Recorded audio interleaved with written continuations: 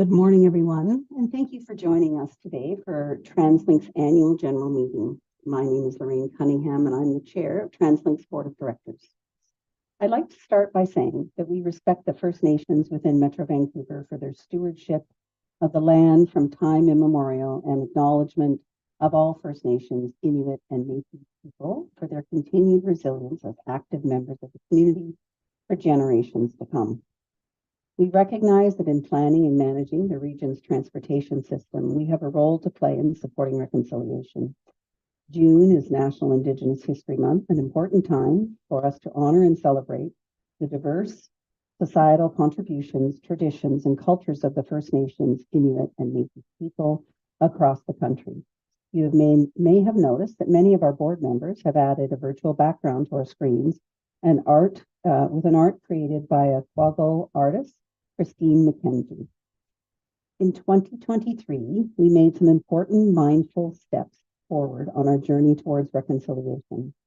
We updated our official land acknowledgement statement to specifically acknowledge the distinct Indigenous peoples in Canada, which are the First Nations, Inuit, and Métis people.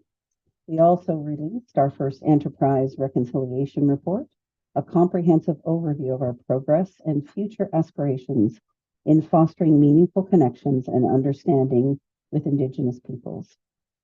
And we also continue to feature Indigenous art on our system to help tell the Indigenous stories in an engaging way, while enhancing the cultural vitality of our stations and infrastructure. Last year, this included the installation of Indigenous language signage and art at Lonsdale and Waterfront C-Bus stations, as well as the murals at King George SkyTrain station.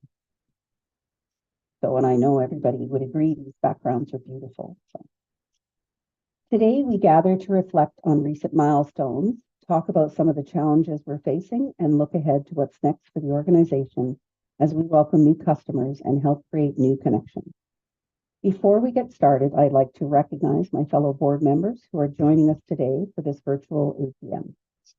Jennifer Chan, Harj Dhaliwal, Gordon Harris, Mayor Mike Hurley, Tracy Reddies, Andrea Reimer, Andy Ross, Harpinder Sandhu, Alan Seckel, and Mayor Brad West, as well as the Mayor's Council designates, Mayor Malcolm Brody, who is unable to join us today, Mayor Linda Buchanan, and Mayor Eric Woodward.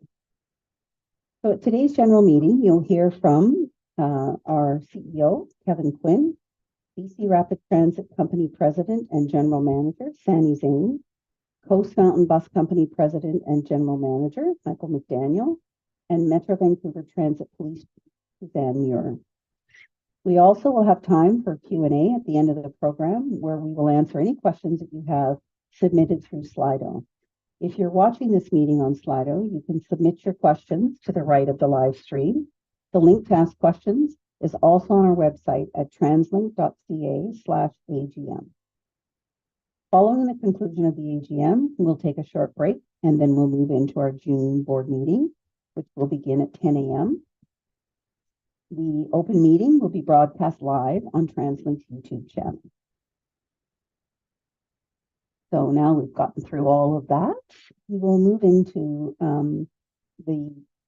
the main part of the meeting. So 2023 was a busy year for the enterprise.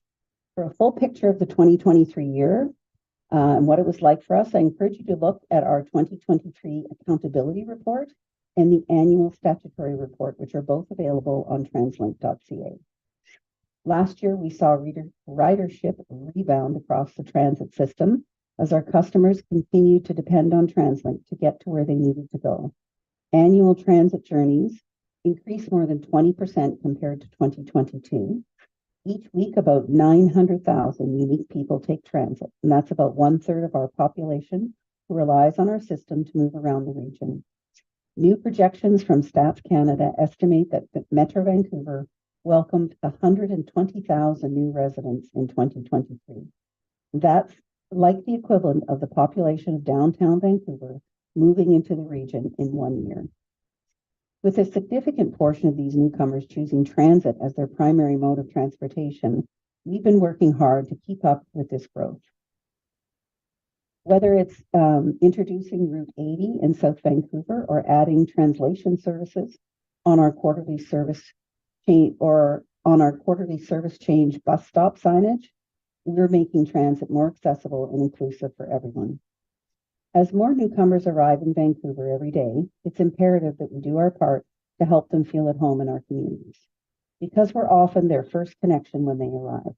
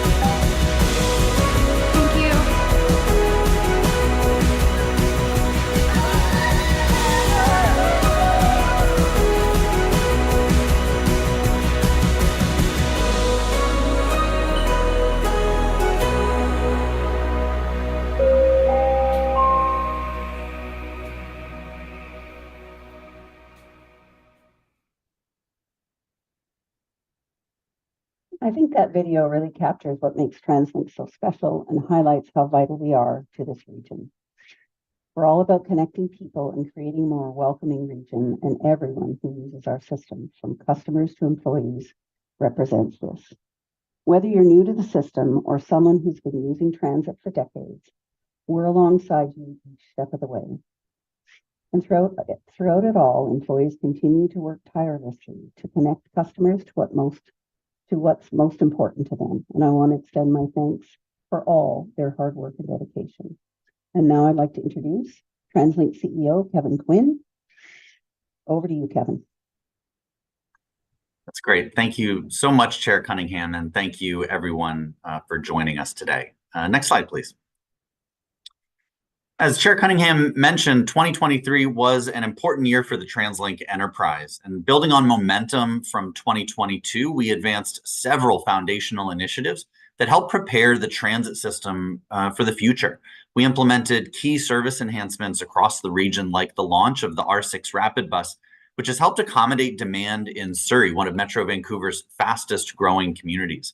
In North Vancouver, we improved bus efficiency on the R2 Rapid Bus, saving eastbound traveling customers up to 6 minutes of travel time during peak hours and providing a more reliable experience for that route's 40,000 monthly riders. We also continue to prepare for the Broadway Subway and Surrey Langley SkyTrain extensions by testing the next generation of SkyTrain cars, building new facilities to accommodate expansion, and upgrading existing SkyTrain infrastructure to accommodate increased capacity. And you'll hear more about this critical work from Sani shortly. Next slide, please. Our customers continue to be our top priority, and the progress we've made on several key initiatives underscores our unwavering commitment to delivering exceptional customer service each day. We ensure our customers know where to go with our community transit volunteer program, helping more than 70,000 customers since the program launched in 2022. The Metro Vancouver Transit Police launched the Community Safety Officer Program, a significant achievement that has added another layer of safety and support for our customers. We also promoted the use of our Transit Police text line, helping customers feel more secure while taking transit.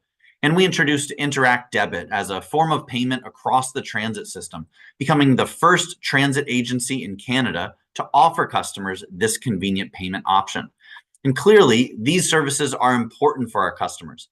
Recent surveys show that not only are customers satisfied, but 93% of Metro Vancouverites believe that transit is essential to our region. Next slide, please. And as we welcome more people to the region, it is our job to keep delivering for everyone, ensuring transit is accessible and inclusive. And whether it's installing Braille signage at all 8,400 bus stops across the region, making newcomers feel comfortable on transit through our travel training program, or offering customer service information in over 300 languages, we're dedicated to inclusivity and removing barriers. And as early as this week, customers will see some of our frontline employees wearing language pins, indicating if they can provide support in a language other than English. Across the system, we have employees who offer assistance in 26 languages other than English. And while I'm proud of the progress that we've made in the last year and a half, our transit system does have some significant challenges ahead. Next slide, please. Our region is growing at an unprecedented rate. As Chair Cunningham briefly mentioned off the top, recent numbers from Stats Canada estimate that we welcomed 120,000 new residents to this region in 2023. This is much higher than what estimates were indicating a few months ago, more than double what we planned for, and 4 times the growth of what we were seeing a decade ago. What's more is that nearly half of these newcomers are choosing transit as their primary mode of commuting. Next slide, please. Alongside this rapid growth, Metro Vancouverites face significant pressures daily, from the accelerating climate emergency and worsening congestion to an affordability crisis that has many struggling with the region's soaring costs. We have an opportunity to help alleviate concerns around a high cost of living by expanding transit options across Metro Vancouver, providing residents with a more affordable way to move around the region. But without the necessary infrastructure to meet demand and keep up with growth, customers relying on transit for school, for work, or essential services will continue to face these mounting pressures. And so it's imperative that we balance this growth with adequate infrastructure investment to help address some of our region's most pressing issues. As the region grows, more and more people are relying on transit. And so the capacity of our system is already being pushed to the limit. Next slide, please. Overcrowding is now worse than any period over the last decade. And in places like Surrey, Langley, and Vancouver, 1/3 of trips at peak times are overcrowded. We have done all that we can to adjust service to meet customer needs by reallocating service from less busy routes to busier ones. But we haven't been able to implement system-wide service increases since before the pandemic. That was 4 years ago. Every day, many of our customers worry about getting to work or school on time or missing critical medical appointments if they're passed by full buses. And I'm thinking about the university student who depends on the 49 to get from Burnaby to their morning classes at UBC, or the nurse who relies on the 321 from White Rock to get to Surrey Central Station and connect to downtown Vancouver for their night shift. When customers see that "sorry, bus full" sign, they're frustrated. And trust me, I am frustrated too. To keep up with our growing population, we need to provide critical access to transit no matter where residents live. We must manage the challenges our customers are experiencing today as we prepare to deliver long-term solutions. Next slide, please. Our recently approved 2024 investment plan is a short-term solution that allows us to take small but important steps towards addressing overcrowding and other critical transit service needs in response to Metro Vancouver's growth.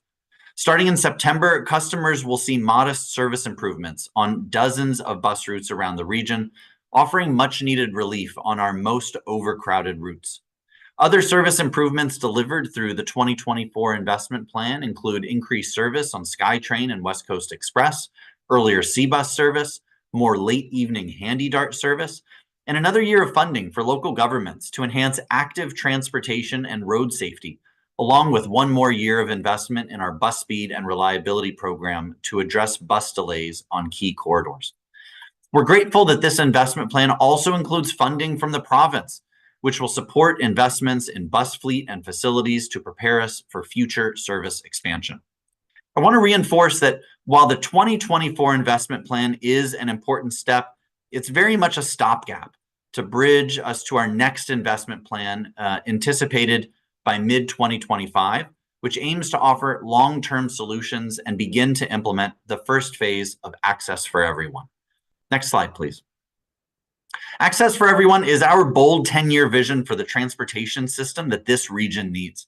And the plan outlines strategic investments in 170 kilometers of new rapid transit, including doubling bus service, increasing active transportation investment, and for the first time, introducing bus rapid transit. The first 3 BRT corridors in Surrey along King George Boulevard to White Rock, from Langley to Maple Ridge along 200th Street, and from Metrotown to Park Royal are already in the planning phase.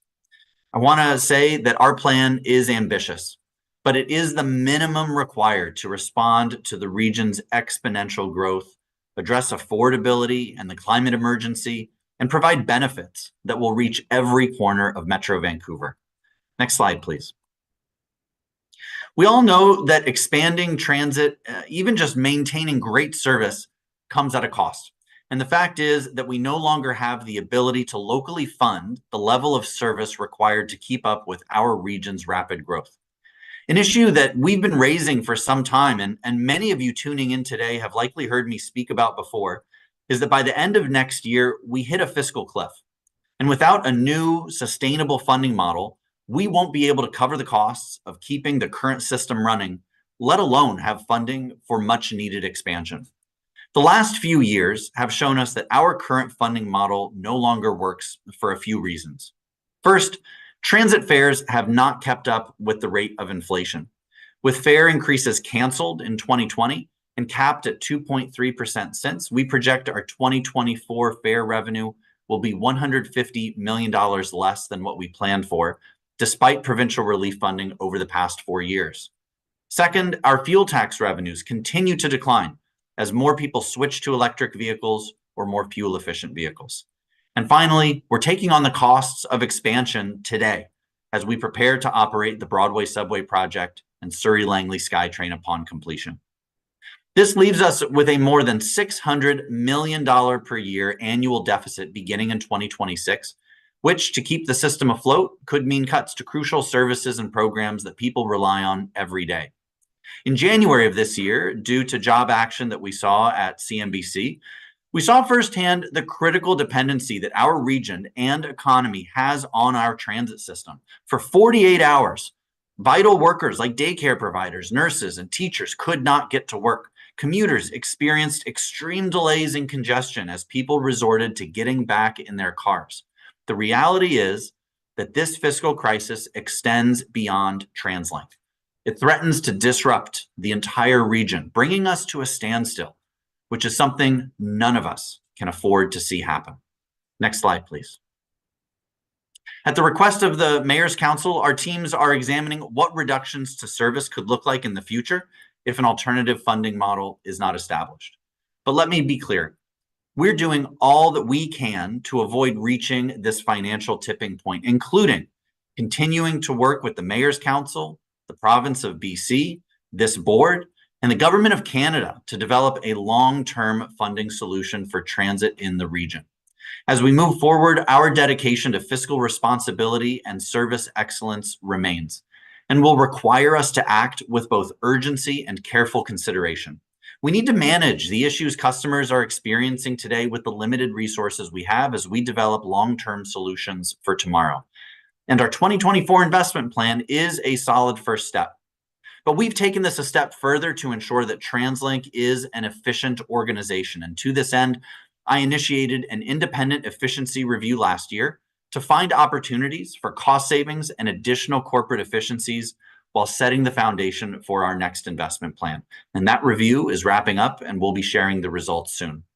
We're also identifying creative ways to generate revenue through initiatives like our real estate development program, which not only aims to generate new revenues, but also enhance transit network connections and support the regional growth strategy. Next slide, please. We know what's required to realize the transportation future that this region needs, and it starts by balancing transportation investment with the growing needs of our growing region. Right now, we have a huge opportunity in front of us, or we face huge consequences. By investing in transit, we can ensure a future with reduced congestion, lower greenhouse gas emissions, improved connections to affordable housing, and an enhanced quality of life for everyone in our region.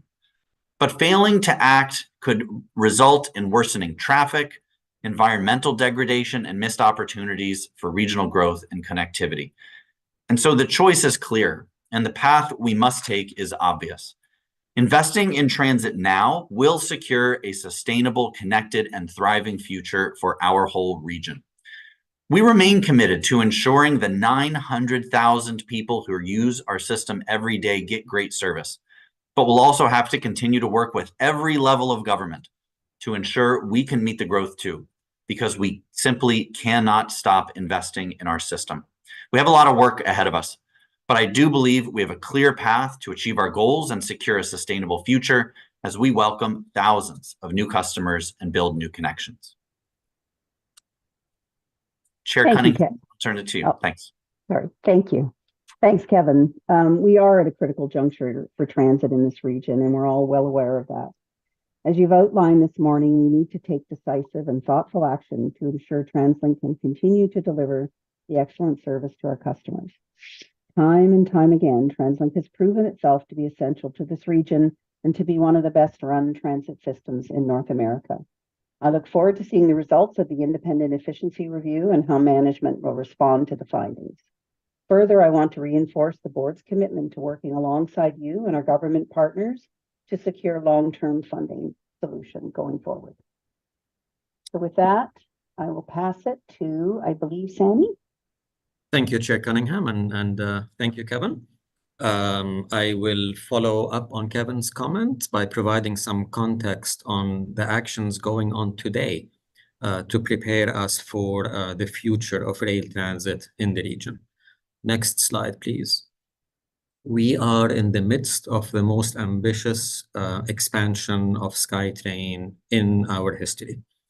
By the time the early 2030s come around, we'll have single-seat service from Langley to downtown Vancouver and from Coquitlam to Kitsilano in Vancouver at Arbutus Street.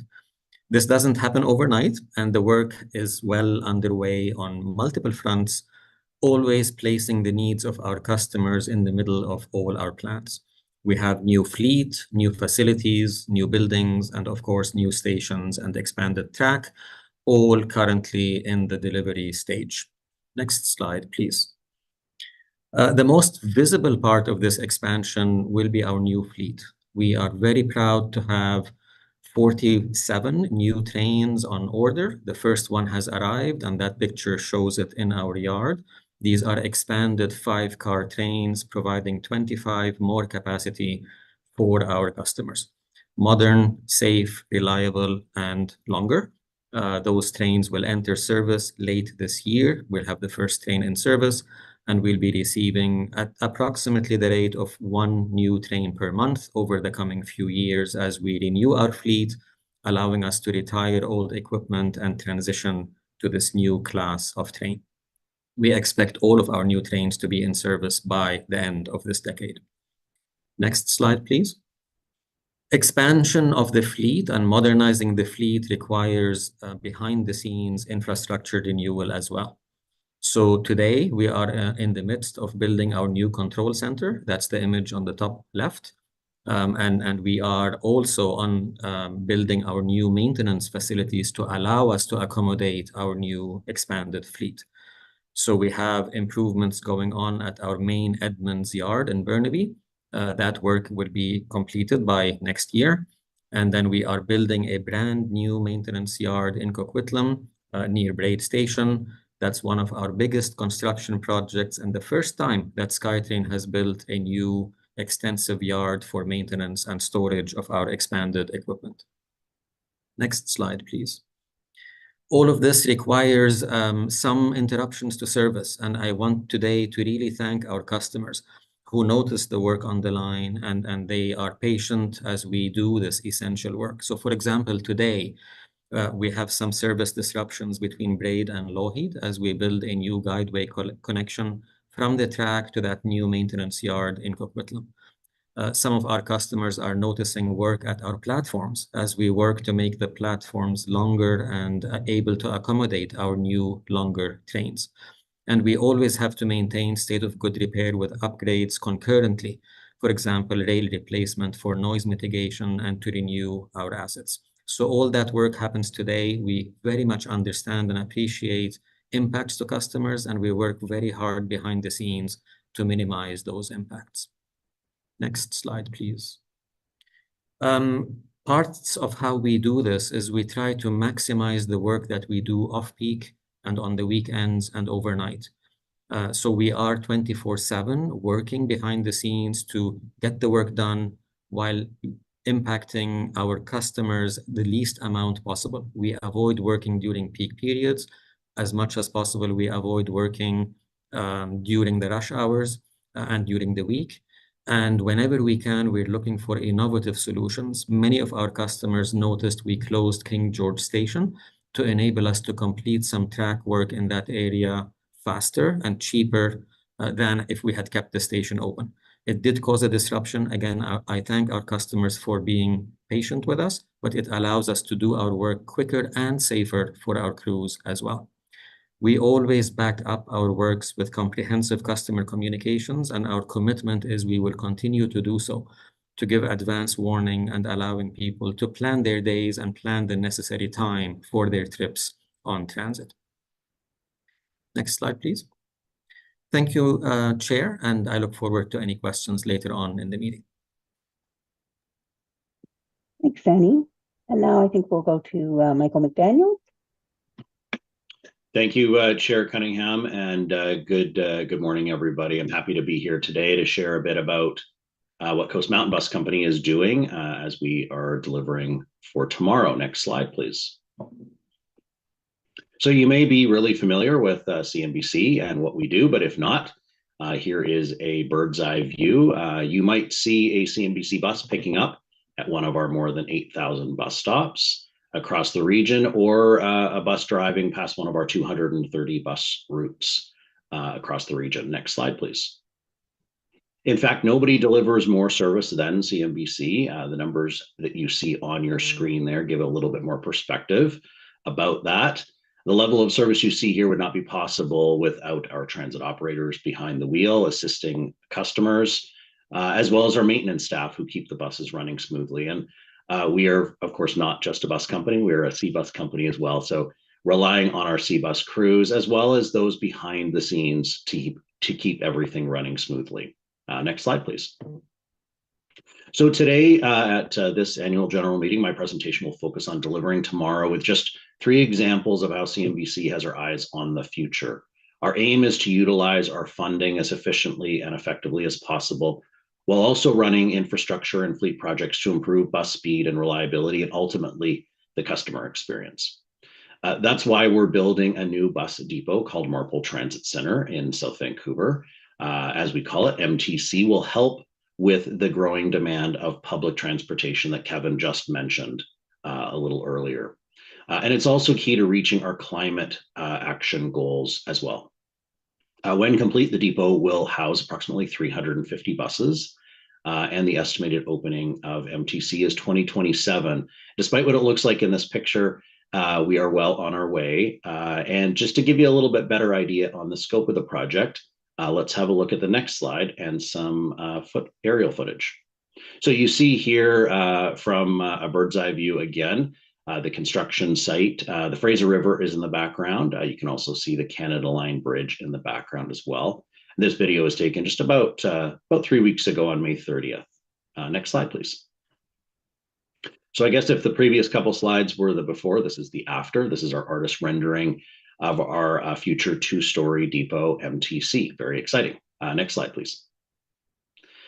So from one project to the other, this one is about a renovation versus a full build out. This is Port Coquitlam Transit Center, built in 1977. Conventional bus and community shuttle service runs out of PTC, as we call it. And the project has begun to renovate, expand, and electrify transit center, the transit center there. The upgrades to PTC will add service capability for battery electric buses, providing additional maintenance capacity for fleet diversification, expansion, and just modernizing a number of workspaces. Now, when I talk about fleet diversification, the key element here is that PTC will be our second depot to operate and maintain battery electric buses, currently just at Hamilton Transit Center, and also double-decker buses, currently only at Richmond Transit Center. The garage will see a replacement of 2 aging hoists, as well as additional catwalks to provide safe access for trades to repair rooftop equipment on buses, as well as other improvements.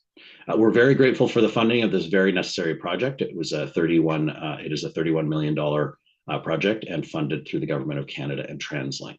Next slide, please.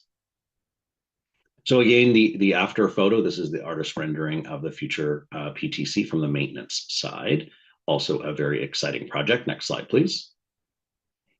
So lastly, moving from construction projects to something a little different, we're focusing on consistently improving customer experience, and that includes expanding and increasing our service when possible.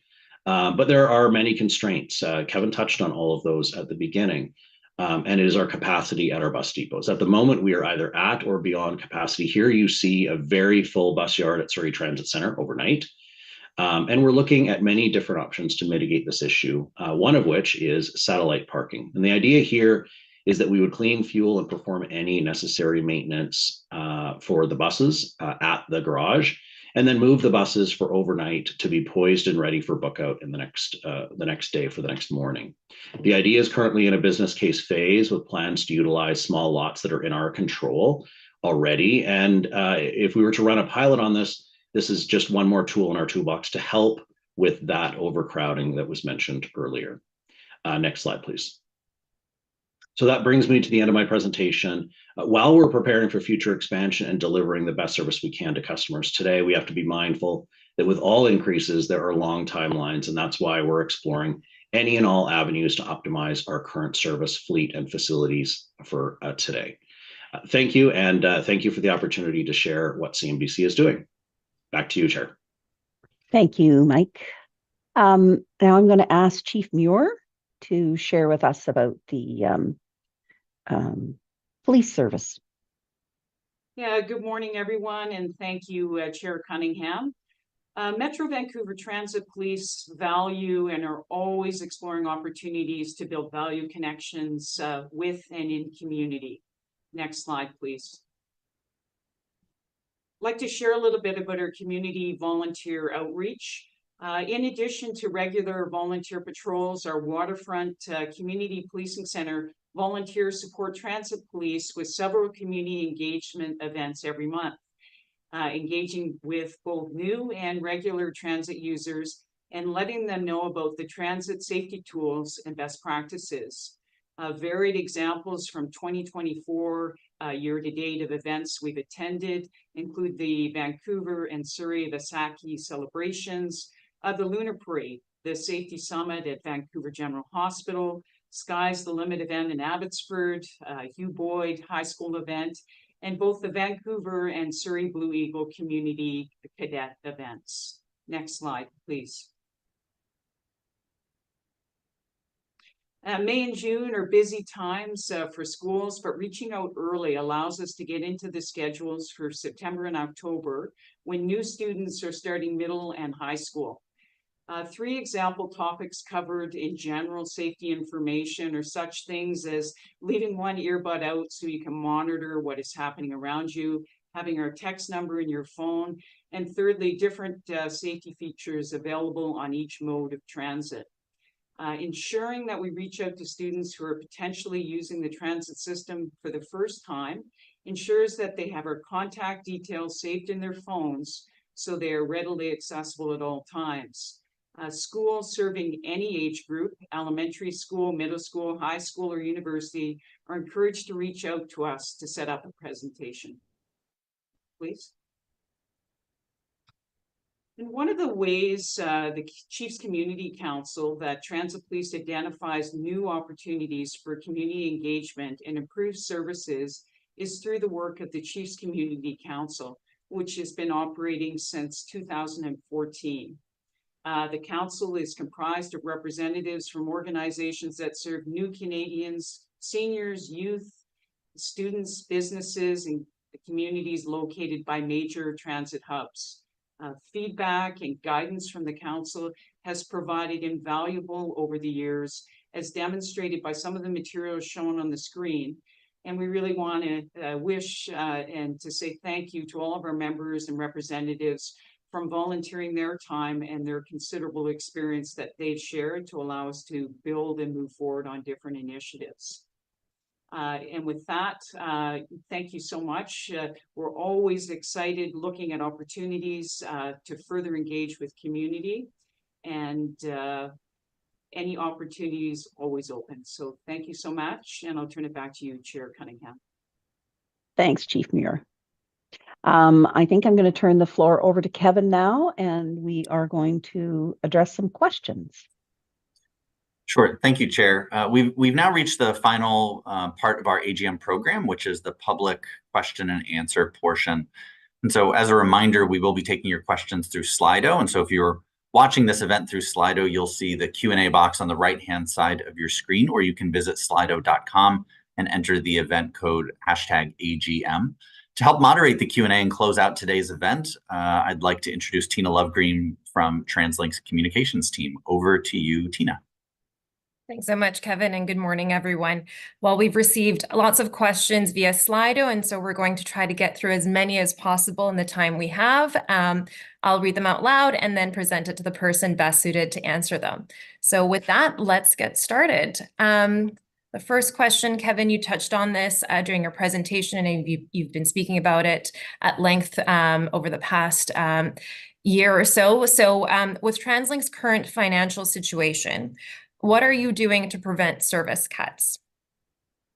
Sure, it's a great question, and I know one that folks are concerned about. And I really want to convey that we're being very proactive about this. And so next week, we will be releasing the results of our efficiency review and our management response plan that is really aiming to safeguard cuts to service for as long as possible. But ultimately, the fact is we need a new sustainable funding model before we can expand those transit services. And the traditional model of just relying on fuel and fuel taxes and fares, it's just not going to work anymore. And without a new funding model, we will have a deficit of more than $600 million per year starting in 2026 when we go in the red. And the fact is our revenues are just not keeping up with our escalating costs. As I outlined, our fuel taxes, that revenue source is a declining revenue source. Last year alone, we collected $34 million less in fuel taxes than in 2022. And again, our fare increases have been capped under the rate of inflation. And so those revenues are going down, costs are escalating, inflationary pressures, road congestion, service expansion that we have are all really driving up our costs. We're doing everything we can on our part. Ultimately, it's going to be working with all levels of government on a funding solution, a sustainable funding model for TransLink that is going to result in not just preventing service cuts, but keeping the good service on the road that we have today and ultimately expansion. Yeah. And the next question here really relates to what you just spoke about. As people switch from gas-powered vehicles to electric vehicles, what are the plans to replace the gas tax with a more sustainable funding source? As you mentioned, we're seeing the fuel tax revenues go down with more people switching to electric vehicles. Yeah, absolutely. Our fuel tax is going down. As I noted, we collected $34 million less in 23 than in 22, and we are seeing that when we project that out over time with the increased rate of adoption of electric vehicles. Right now, about 10 to 11% of all vehicles in our region are electric vehicles. We know that that rate of adoption is really increasing, and we are leaders in North America. And I also want to be clear that that's a good thing, right? It's a good thing that people are switching to electric vehicles, and that puts lower greenhouse gas emissions on the road. But we also have to recognize that does have an impact on our revenue streams that we use to fund really critical services that this region really relies on every single day. And so, we're in conversations with all levels of government, really positive conversations. I am hopeful a solution will be found. I don't want to get ahead of what any type of exact solution could be, but I think at this stage, it's just so important that everyone understands our long-term funding model problem so that we can get a solution in place before the end of next year to avoid things like service cuts. Thank you. The next question we have here is also something you spoke about in your presentation and something we've been seeing in the news, and people south of Fraser particularly experiencing overcrowding. So the question is, my bus is getting more crowded each day. What is the plan to reduce crowding on buses? Sure, this is something our customers are experiencing more and more, and with an increased number of people moving to this region, it's so important that we're able to provide service that people need. As I noted in my presentation, about 120,000 people moved to Metro Vancouver just last year. That's double what the projected growth was. And so, as a result of population growth, what we saw is our year-over-year ridership increased by 20%. And so every single day, around 1 million people, or that's about 1/3 of Metro Vancouver's population, are using transit at least once a week. And so we really need to grow our transit services. So I did speak in my presentation about the 2024 investment plan, and that will allow us to provide modest service increases that will allow us to target some overcrowding as an immediate measure. But I want to be clear that it's not enough. We do need a new funding model that allows us to grow every single year to meet the growing needs of a growing region.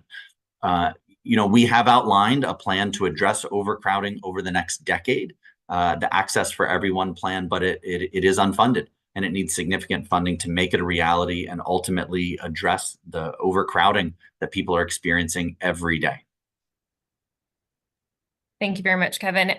The next question, Sandy, if you don't mind helping us answer this one. Can we get an update on SkyTrain expansion? I know you had a great slide up there with all the things that are coming up, but if we could kind of zero in on what we're seeing in terms of SkyTrain expansions and any updates there. Absolutely, thank you. I should start by saying the expansion program is a partnership, a tremendous partnership between BCRTC, TransLink, the province, and the municipalities where these lines are being built. So Vancouver, Burnaby, New Westminster, Surrey, Coquitlam are all involved with us as we get ready for this expansion. The status is in good shape. It's a tremendous program. The first time in our history we're expanding SkyTrain along two fronts simultaneously. We're expanding to the west on the Broadway subway project, all the way from VCC to Arbutus. The update there is the tunnel boring work is largely complete, which is a phenomenal milestone for that project. And now we transition to track and systems and station outfitting. And I think we all heard the update that the opening date is now in 2027. We are geared to support the province on readiness activities, which means we'll be maintaining and operating the line with the necessary resources when it opens. Surrey Langley SkyTrain will be moving into the significant stage of construction this year. So we'll be seeing a lot of activity along that Fraser Highway alignment as the track starts taking shape and the stations get built. I understand the contracts have largely been signed by the province, and we will be on our way to the major part of the construction project there. For us, being able to provide service into the eastern parts of Surrey, Langley Township, Langley City is phenomenally exciting.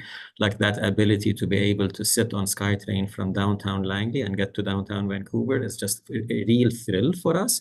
And again, we're working with the province on our readiness activities. What do we need to be able to operate and maintain that system? going back to my earlier comments, none of this is possible without upgrading our facilities. We need the yard space for our expanded fleet, our ability to maintain 20 more kilometers of track. Those things don't just happen. It takes a lot of planning and works, and those are the projects I referred to earlier: a new control center, new maintenance yards, and of course, our new fleet. So by and large, we're very excited. The program is in good shape and proceeding according to our general timelines. We will see all this becoming real by the end of this decade. Wonderful. Thank you so much. Yeah, it's so important in work we don't necessarily see. It's the behind the scenes, the operations centers, the maintenance yards. So thank you for highlighting that. As a reminder, you can ask a question. Just head to slido.com, #AGM. You can put in your own question, or you can vote up a question that's in there if you'd like to see that one be asked, if it was something that was also on your mind. The next question is about specific bus routes and if they're being analyzed to add dedicated bus lanes. So particularly the 5 and 6 are severely delayed during rush hour, especially now as we head into the summer months. Kevin, I'll throw that one to you if you'd like to take a shot at answering that question. Sure, absolutely. The majority of our customers every day are out on our over 200 bus routes throughout the region. And so we know that, buses getting through traffic are really important. We have so many corridors where buses are actually carrying the majority of traffic, especially during rush hour, carrying 50–60% of the people going through those corridors.